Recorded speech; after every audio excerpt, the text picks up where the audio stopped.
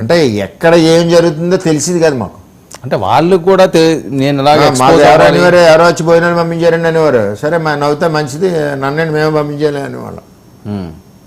అంటే వాళ్ళు మేము ఇలా చేసామని చెప్పుకుండి క్యారెక్టర్లు కూడా కాదు, కనీసం ఆయన కలిసి చెప్పి క్యారెక్టర్లు కూడా కాదు. పర్మిషన్కి ఏదైనా ఇబ్బంది వస్తే వాళ్ళు ఏమన్నా కొంతమంది వస్తే వెళ్ళడం తప్పితే ఆ విధంగా జరిగింది ఎలక్షన్. మందు చేసా ఒకటి ఇవ్వలేదు. చెప్పమనండి, నియోజకవర్గంలో 2,30,000 మందిలో మన జనసేన పార్టీ నుంచి కానీ తెలుగుదేశం పార్టీ నుంచి కానీ ఒక్క మందు చేసి ఇచ్చామారు. చాలా గొప్ప విషయం అండి. ఎన్నికలు ఎలా జరిగింది అసలు ఇది పవన్ కళ్యాణ్ గారి ఆలోచన కూడా ఈ రాష్ట్రంలో ఎన్నికలు ఈ విధంగా వెళ్ళాలని ఆయన ఆలోచన. ఎవడేం ఖర్చు పెట్టుకున్నా వచ్చినోడు సరదాకి ఖర్చు పెట్టుకున్నాడు తప్పితే జనసేన పార్టీ నుంచి కానీ తెలుగుదేశం పార్టీ నుంచి కానీ వెళ్ళలేదు.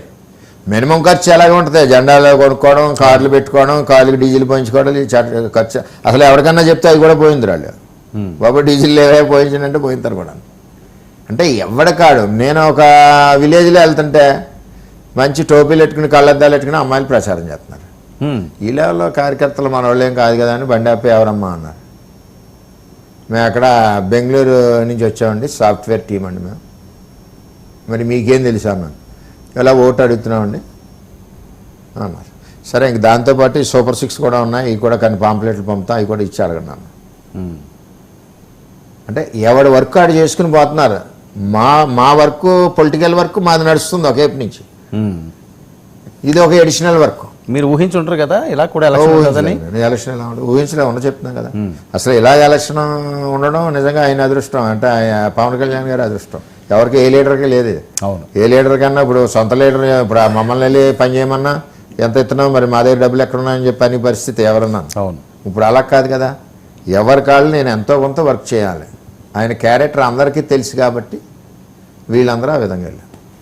రైట్. గౌరీశంకర్ గారు మరొక కాల్ ఉన్నారు. గౌరీశంకర్ గారు చెప్పండి సార్.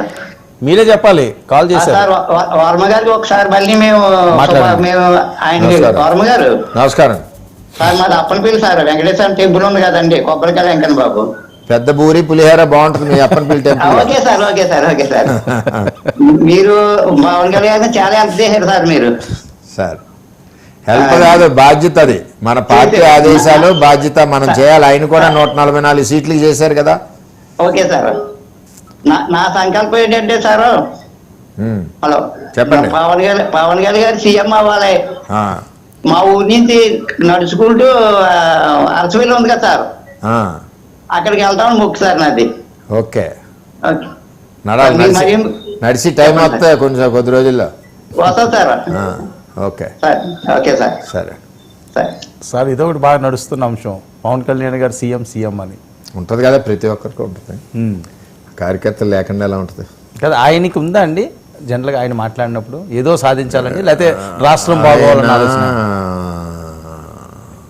రాష్ట్రాన్ని అభివృద్ధి పదంలో నడిపించాలి, అవినీతి రహిత ఆంధ్రప్రదేశ్ చేయాలి.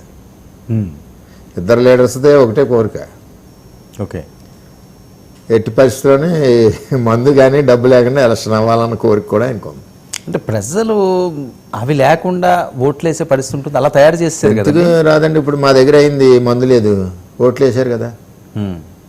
అలాగే ఇంకో చోట మళ్ళీ అలాగే అయిందనుకోండి, ఇంచుమించు ఆటోమేటిక్గా అలవాటు పడతారు. ఇచ్చివాడు ఎవడెత్తాడు మందు డబ్బు కూడా తప్పులు చేసినాడు ఎక్కువ ఎత్తాడు. ఓకే.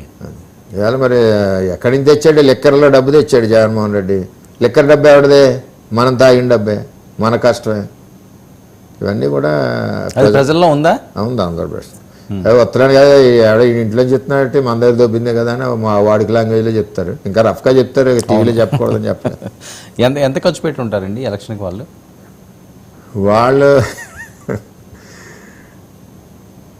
అభ్యర్థి కోటీశ్వరాలు అయిందండి. అంటే దాచుకున్నారు కొన్ని. కోటీశ్వరాలు అయిందంటే ఎలక్షన్ పీరియడ్లో మరి అర్థం ఏంటన్నది మీరు ఆలోచించుకోవాలి. అలాగే ఇన్ఛార్జెస్ ఆల్ ట్యాక్స్లు వాళ్ళు ఎవడికి అందింది ఆడికి బార్బర్ కటింగ్ అండి. అవునా? ఆ యాంగిల్లో అందరూ హ్యాపీగా ఉన్నారండి. సీటు గురించి వాళ్ళు ఆలోచించట్లేదు, ఎలక్షన్ గురించి. మనకు వాళ్ళు తెలిసి ఓడిపోతాను. ఓకే. ఈ ఓడిపోయే టైంలో ఇవన్నీ డిస్టర్బ్ చేసి అన్ని పాడు కానీ ఇల్లు చక్క పెట్టుకుంటే బాగుంటుంది కదా అని నిర్ణయంతో వెళ్ళారు. కాదు, మీ అంచనా ఎంత వచ్చి ఉంటుంది? పిఠాపురం 100 పైన వచ్చిందండి. 100 కోట్లు. 100 పైనే ప్లస్. ఉమ్, రకరకాలుగా మందు గిందు అది ఉమ్, అంటే ప్రయాణం ఎక్కడో మంగళగిరిలో స్టార్ట్ అవుతే మరి దారిలో ట్యాక్స్లు ఇవి జిఎస్టీ ఎక్సైజ్ ఇవన్నీ ఉంటాయి కదా, ఇవన్నీ కూడా కొట్టుకుంటూ అదే పిఠాపురం చేరింది. ఓకే. మరొక ముఖ్య అంశం, వంగా గీత గారితో ఒక వెర్షన్ అయితే ముద్రగడ పద్మనాభం కాపు ఉద్యమ నేత, మరి ఆయన ఎంట్రన్స్ కూడా వర్కౌట్ కాదా? వర్కౌట్ అన్నది ఇంకా పవన్ కళ్యాణ్ గారు నిలబడ్డాక, పవన్ కళ్యాణ్ గారికి కూడా క్యాస్ట్ లేదు, అదొకటి అర్థం చేసుకోండి. నేను దగ్గరగా ఉన్నాను కదా, అన్ని కులాలు కావాలనే వ్యక్తి పవన్ కళ్యాణ్ గారు. ఉమ్, కానీ ఇప్పుడు నేనున్నాను అనుకోండి,